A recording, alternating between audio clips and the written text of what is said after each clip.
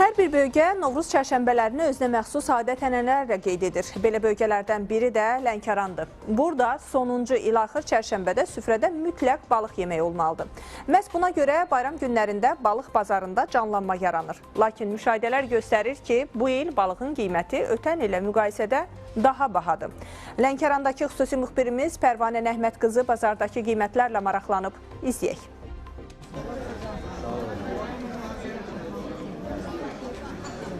Çərşənbə bayramıdır. Hamımız gərək balıq alaq. Gələn ilimiz uğurlu olsun inşallah. 30'a değildi, 27'ye verdi. Sağ olsun. Allah onlardan razı olsun. Yine bizi başa düşürlər, yola verirlər. Allah onlardan razı olsun. Bizdə adətdir də bunu hər çərşənbə almalıyıq. Yəni bu balıqsız bizdə mümkün deyil çərşənbə keçsin. Kütün balıq almışam. 50 manata deyildi xanım, 45 manata aldım. Qiymətlər necədir, daha elədir? Keçən ilə nisbətən biraz bahadır. İlaxır çərşənbələrdən sonuncusu olan Torpaq çərşənbəsində Lənkəranda süfrənin ən dadlı, ən ləziz təamı kütün balığı hesab olunur.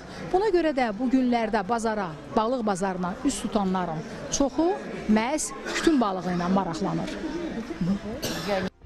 Satıcıların sözlərinə görə balığın qiyməti çəkisinə, təzəliyinə, diriliyinə görə dəyişir. Dənizdən təzə çıxarılan balıqlar nisbətən daha baha olur. Son vaxtlar qiymətlərin artmasına əsas səbəb isə dənizdə balığın azalmasıdır.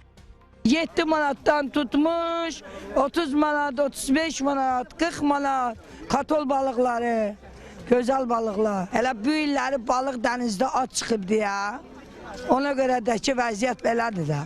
Dənizin suyu arxaya çəkilir, balıqlar da arxaya çəkilir. Ən bahalı balıqsa katyol balıqları, yəni diri tutulan balıqlardır. Onların qiyməti isə 40-70 manat arasında dəyişir.